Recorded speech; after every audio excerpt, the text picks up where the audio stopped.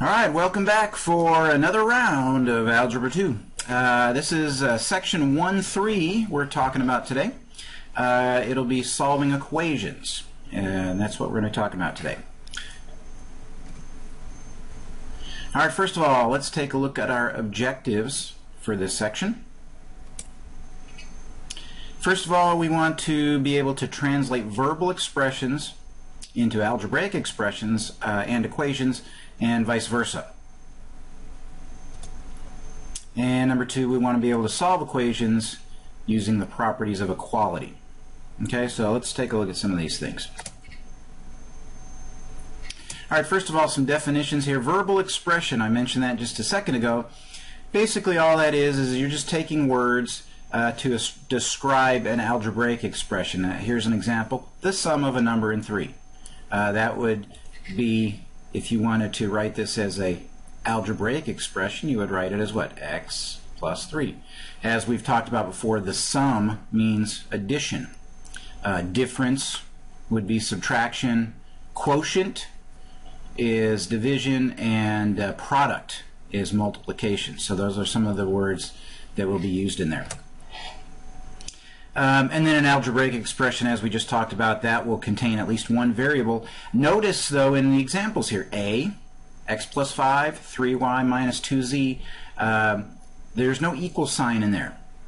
An algebraic expression involves a variable, but there's no equal sign. Okay? A few more definitions here. An open sentence is an equation or an inequality containing one or more variables. So here's where it starts to change. We just talked about an algebraic expression, say x plus 5, but then when we make it an open sentence, there's going to be an equal sign or an inequality sign in there. And specifically today, what we're going to be talking about is an equation, and an equation just says, hey, two algebraic expressions are alike, or they're equal. So that's where we would get an equation. Then in an equation, instead of just having x plus 5, you might have, for an equation, x plus 5 equals 2x. Let's say that's an equation. X plus 5 by itself is just an expression. Alright, so let's take a look at one of these here. This is taking a verbal expression and turning it into an algebraic expression. Okay, so here's what we got: 2 more than 4 times the cube of a number. Okay, a bunch of things we got to look at in here. First of all, here's kind of where I'd start probably with this. I go, well, here, right here, the cube. What's the cube of a number? Okay, well, if you remember, let's see, squared and cubed. Cube would be to the 3rd power. Alright, so we're going to start with this. We say the cube of a number is x to the 3rd power. Okay, so the cube of a number is x to the 3rd power. Now, what did it say before that? Well, it's 2 more than 4 times that x to the 3rd there. Well, 4 times x to the 3rd means, we just go 4 times x to the 3rd. We can put a 4 in front of that. So that's 4 times the cube of a number. And then we said 2 more than that. So, and again, this doesn't really matter because of the properties we talked about before. Remember, commutative property of addition, that we could either put plus 2, or if you started out with 2, if you would have done 2 plus 4x to the 3rd, both of those mean the same thing. It's the same terms, but they're in a different order, and that's okay because of the commutative property of addition that we talked about last time. Alright, now we're going to take an algebraic expression and turn it into a verbal sentence. Now, notice this time I said a verbal sentence because there's an equal sign in there now. So that means it's an equation. With these kind of problems, there are usually many different ways that you can say this verbally. Okay, so there are a lot of different possible correct answers, not just one on these. So here's for example, one thing we might say here. Let's say that, where am I here? Let's say that we start with the 2c. We could call that what? We could say 2 times, excuse my handwriting, 2 times c. Okay, that'd be one way to say equals, okay, we could say c squared. I'm going to go down here, minus 4. Okay, so one way we could have done this is we could have said 2 times c equals c squared minus 4. There are usually multiple variations on that. We could have said, let's just, for example, one more here. You could say twice c is, instead of equals this time, you could have said is, and then you could have said maybe the difference. What if you said the difference, because that indicates subtraction, the difference of c squared, actually I shouldn't write it that way, I should say c squared and 4. So that would be another way I could do it there. Let's see if I can separate these a little bit here. There we go. So twice c is the difference of c squared and 4. Another way to say it, I'm sure you could come up with several other ways to do that as well. So a lot of possible correct ways you can do that. All right, a few properties that we haven't talked about yet. Reflexive property. Here's an example of the reflexive property. Reflexive property means you have the same exact thing on both sides of the equation, same order, everything is exactly the same. Has to be exactly the same. The way I like to think of it is reflexive, it's like looking at your reflection in a mirror. So you're looking at the exact same thing. The only thing where my thought process breaks down a little bit is when you look at yourself in a mirror, you're looking at your image switched around, and in this case it has to be exactly the same thing. So if you were here to write, a plus b equals b plus a, that would not be an example of the reflexive property. That would actually be probably an example of commutative property of addition, because they changed places. So reflexive property, let's see, 7 equals 7, x minus 5 equals x minus 5, anything like that has to be exactly the same thing. And then symmetric property, it would be if a equals b, then b equals a. There's going to be an if-then in there. That's kind of the key thing to look for. Look for the if-then. Another example of this would be if x plus 5 equal 10, then 10 equals x plus 5. So you notice it is saying that you can switch what's on the side of the equation. But the key thing there kind of tips you off to symmetric is the if-then. Transitive property. If a equals b and b equals c, then a equals c. So basically it's just saying a is equal to b and c is equal to b. Both a and c are equal to b, so they must be equal to each other. Any kind of variation on that, the key thing there that you're going to notice to kind of give it away, the if and then, that kind of gives away the transitive property, looking for those words. But you could do the same thing here with something else. It might say if 9 equals 3 times 3 and 9 equals 4 plus 5, both those are true, right? Then 3 times 3 has to equal 4 plus 5. So there's just another example for you. And then substitution property. If a and b equal each other, then a can be replaced by b. So in this case, and this is a lot of times, this is what property gets used here, is the substitution property. If it doesn't fall into any of these other categories, then it kind of by default becomes substitution. So down here, let's look at this here. We've got a equals, or a times 3 plus 2 equals a times 5. Well, what happened was here where we had the 3 plus 2, we said, well, 5 is equal to 3 plus 2, so I substituted 5 in place of the 3 plus 2. So basically that substitution property says whenever you have something that equals something else, you can make that substitution. Alright, solving equations. What helps us solve equations are these properties of equality. You know, said basically there's addition, subtraction, multiplication, division. Really what it comes down to is this. If you do something to one side of the equation, you have to do the same thing to the other side. Because an equation is equal, okay? It's balanced. So this is not, I mean, this is really very simple here, but let's say you've got 5 equals 5. Is that true?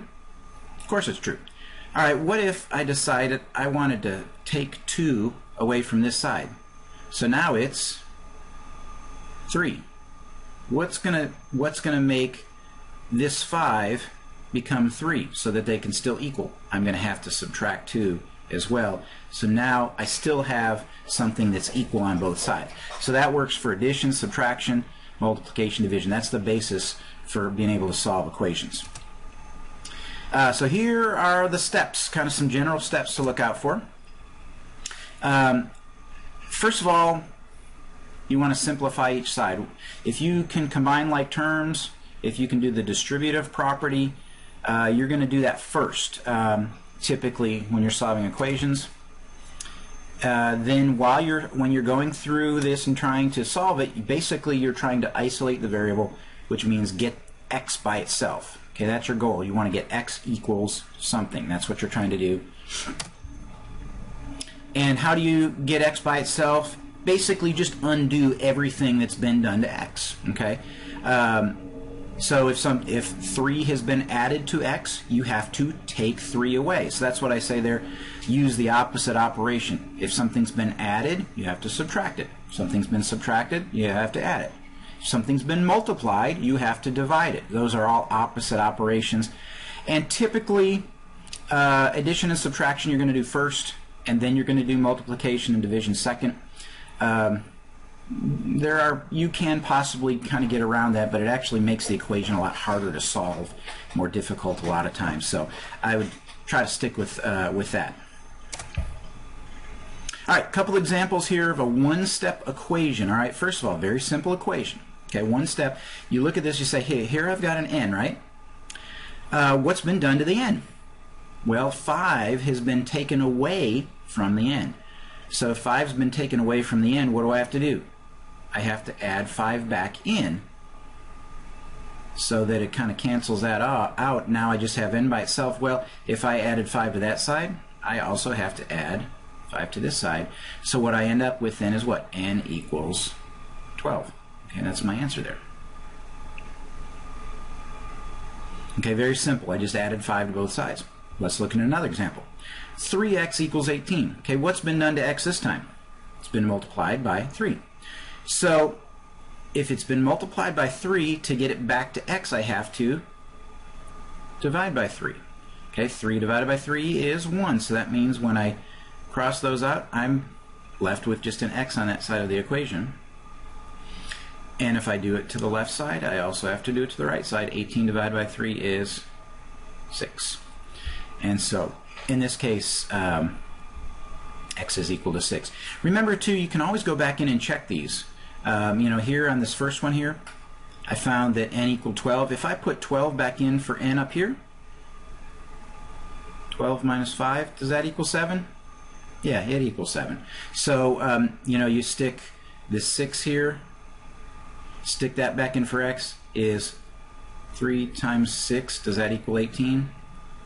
Yep, it equals 18. So again, great thing about equations are you can plug your answer back in to make sure it works, and then you know for sure if you got it right or not. All right, last one on this page here. This gets a little trickier, okay, but it's actually one of my favorite types of things. So that should be a clue to you. All right, down here, if I can find where I'm writing here, down here we've got -5/8 x equals 20. Now we go, what's been done to x? Well, it's been multiplied by a -5/8. So normally you'd think, oh, I will divide by a -5/8. You think, oh yeah, divide by a -5/8. And yeah, that's true, that will cancel that out. But now over here you're going to divide by -5/8 and you go, wow, that looks kind of like a mess there, doesn't it? So let me erase a couple of things here. So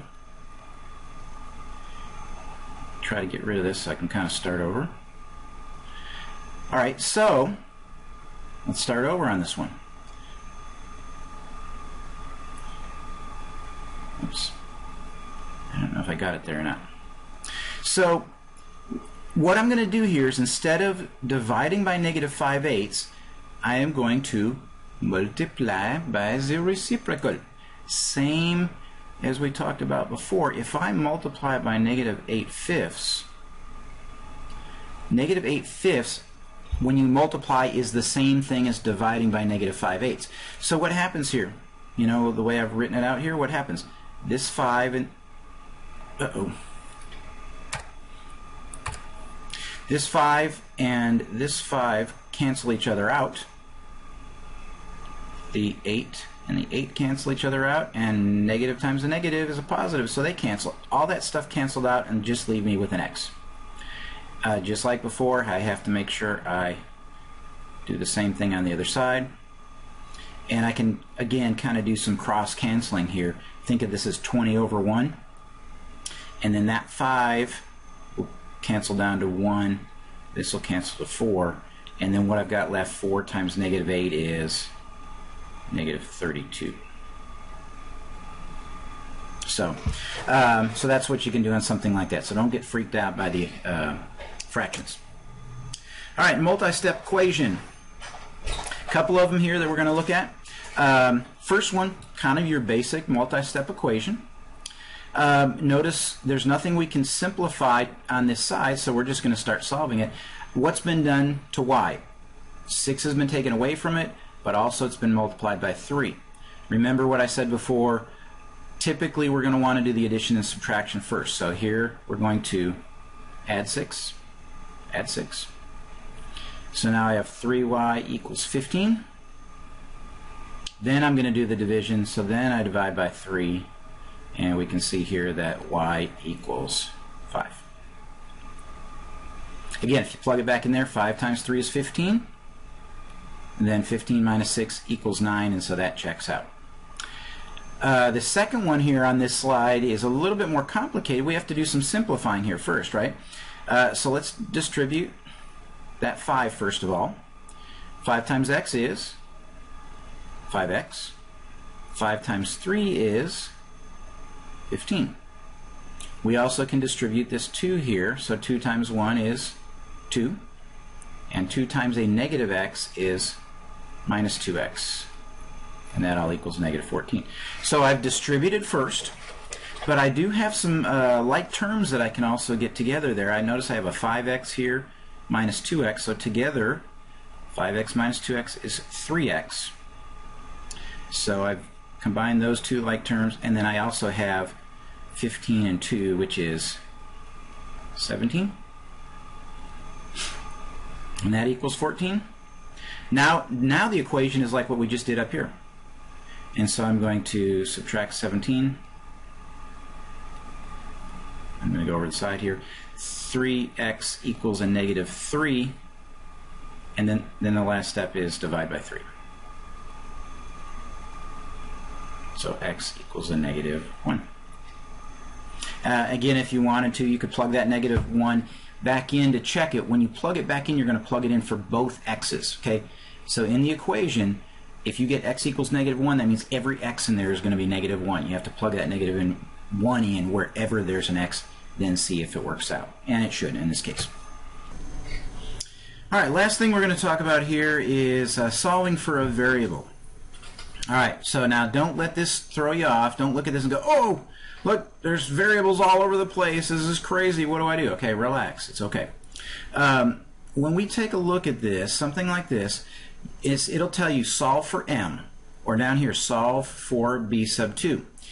It will tell you what is the variable that you're trying to get by itself. So in this case, if it says solve for m, that means you want to get m equals something.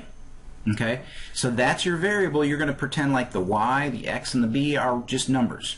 So we're going to do the same exact thing that we would do if those were numbers, in the same order. Okay, remember before we did the addition and subtraction first. So in this case, since we have plus b, I'm going to undo that is minus b. And so I will subtract b on the other side.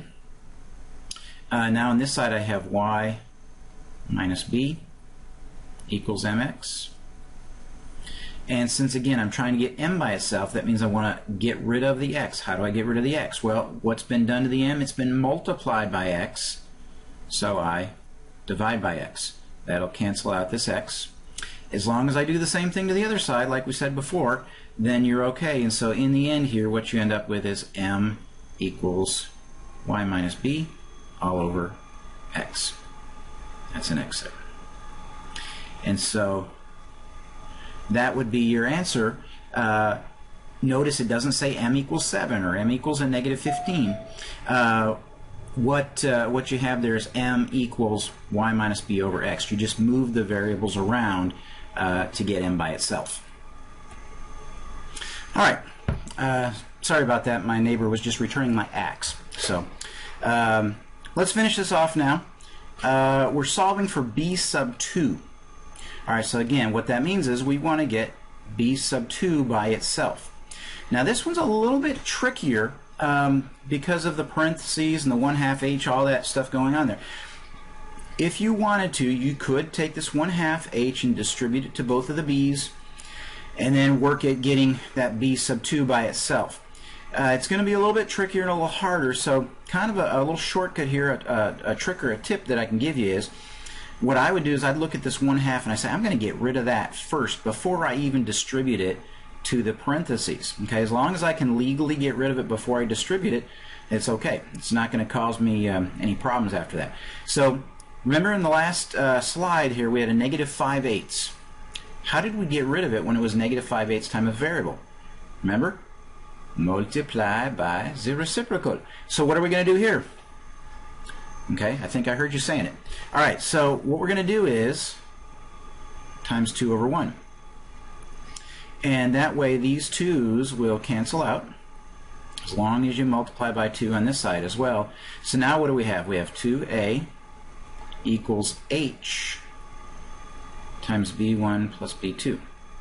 Okay, we're getting better here. We're getting closer, but we still have that h. Again, you could distribute the h and then kind of move everything around, get the b2 by itself. But just again, because that b1 plus b2 is in parentheses, I'm going to try to get rid of that h first, again, before I have to distribute it. So if it's h times this whole parentheses, what's the opposite of multiplication? Division. So we're going to divide by h, and I'm going to do it on both sides. So now I have 2a over h equals b1 plus b2. One more thing, all I have to do now is just, since I want b sub 2 by itself, I'm going to get rid of the b sub 1. So minus b sub 1 on both sides. These cancel. So my final answer here, I've got 2a over h minus b sub 1 equals b sub 2. So that's my final answer there. I got b sub 2 by itself, and it will equal 2a over h minus b sub 1. Depending if you would have done it and distributed the 1/2 and the h first and gone through all that, your final answer might look slightly different than this. But if we just moved it around, moved some things around a little bit, it's actually the same thing. So there are sometimes, depending on the order that you do it in, your answer might be slightly different. But you should be able to legally change it from one to the other, is what should happen. All right. Well, thanks for joining me today, and I will see you next time.